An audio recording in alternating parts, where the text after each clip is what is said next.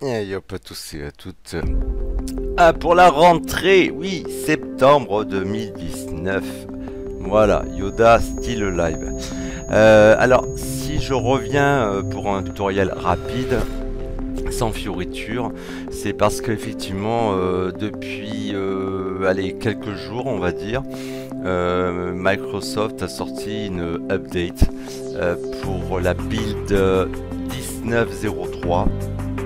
Donc 18362 et des poussières pour effectivement corriger un bug qui affectait pendant plusieurs mois maintenant la fonctionnalité que je trouvais intéressante, celle de bac à sable ou la sandbox qui est apparue à partir de la build 1903 mais qui connaissait un bug de taré puisque toutes les versions autres que US de Windows sur cette build étaient touchées quasiment. Française, allemande, etc. avec un message d'erreur en 0x800, bref.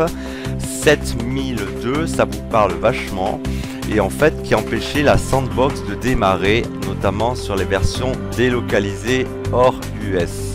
Voilà, alors effectivement il y avait une manière de régler ça, c'était carrément de s'installer un Windows US.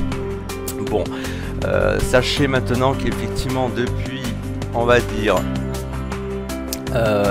voilà, depuis la 329, bon là je suis à jour, je suis en version .356 de la 18362, mais à partir de la 329, les trois derniers chiffres, sachez que Microsoft a corrigé le bug de la sandbox. Alors la sandbox c'est quoi? La sandbox c'est ce truc, voilà, vous tapez carrément pour trouver sandbox ou bac à sable, c'est pas grave si vous tapez dans la recherche Windows. Alors le bac à sable, de quoi s'agit-il? Ça existait sous forme proposée par d'autres logiciels tiers, que ce soit gratuitement ou payant. C'est un environnement virtuel dans lequel vous allez pouvoir lancer votre OS, en l'occurrence Windows, pour notamment surfer, tester des logiciels en toute sécurité. Vous voyez, c'est comme une boîte de Pandore, c'est une petite boîte dans la boîte, et comme si vous ouvriez à distance ou hors votre Windows physique réel, un environnement virtuel. Vous voyez donc cette fenêtre, on voit le Windows 10 lancé en machine virtuelle. Alors ce qu'il y a d'intéressant, comme d'habitude, c'est que Yoda il aime bien avoir les outils natifs et éviter de jouer avec des logiciels tiers, sinon alors on fait des rajouts, comme je dis, ça finit par devenir un patchwork l'OS. Donc voilà, maintenant sachez que c'est complètement opérationnel. Alors moi je tourne avec une version US, donc effectivement j'avais pu tester le bac à sable de Windows, qui est rigolo. Donc effectivement vous pouvez lancer une session pour surfer, voilà, en utilisant Edge. Vous pouvez ouvrir un explorateur, et ce qu'il faut savoir effectivement, c'est que une fois que vous fermez cette sandbox, ce bac à sable, toutes les modifications réalisées dans cet environnement virtuel seront remises à zéro. C'est-à-dire que ça n'a aucun impact pour parler en pratique. Tout ce que vous allez faire dans cet environnement virtuel n'aura aucun impact sur votre OS physique. Voilà, pour résumer un petit peu les choses. Alors par contre, comment accéder de manière pratique à cette sandbox, ce bac à sable? Alors il y a plusieurs conditions. Déjà, il faut avoir un processeur, oui, un processeur sur votre ordi qui soit capable de gérer ce que l'on appelle la virtualisation. Voilà.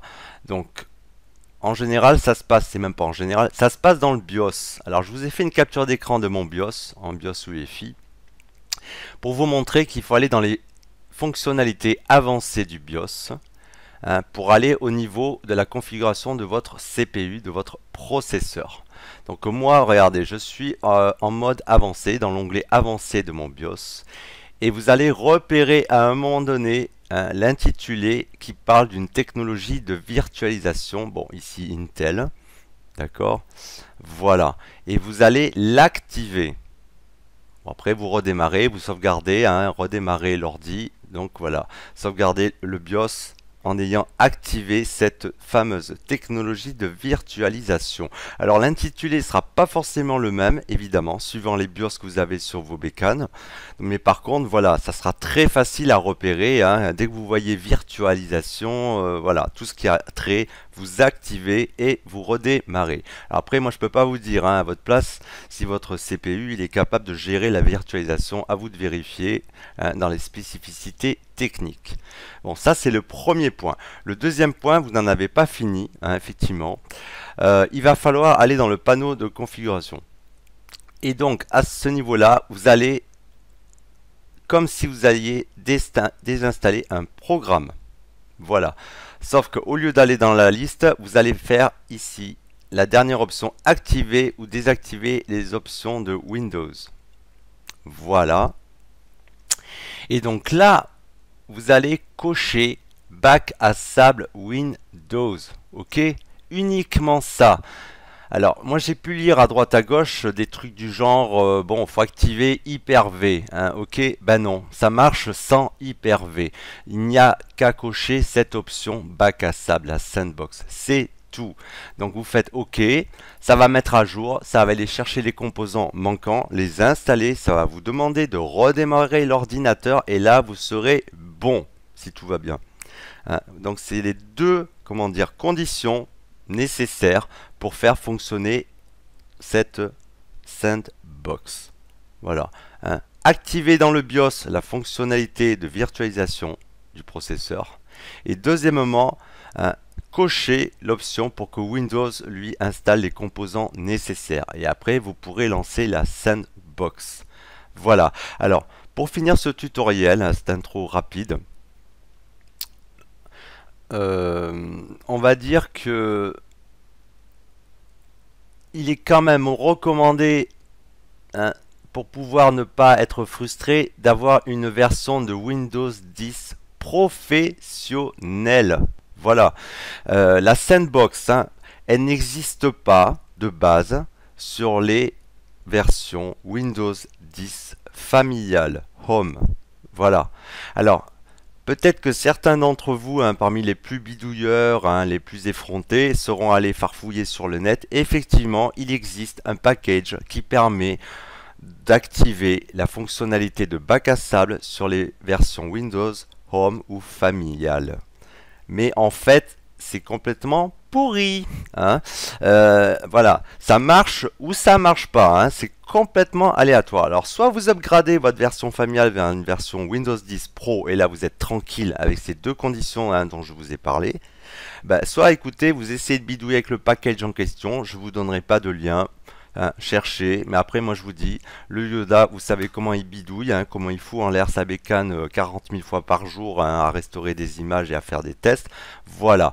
Bon, sinon, ben, entre autres, ben, je vais vous dire bonne journée, bonne soirée où que vous soyez. Je m'apprête aussi à faire une annonce concernant mes thèmes visuels, puisque mon activité dans ce sens-là est presque imminente et je lancerai une vidéo sur ce sujet-là puisque je compte voilà, faire quelques petits changements dans mes prestations. Et à ce sujet, je remercie encore Olivier, Nicolas, Cédric hein, pour avoir fait appel à mes services et m'avoir mis à contribution. Sur ce, je vous dis à bientôt. Ciao, ciao.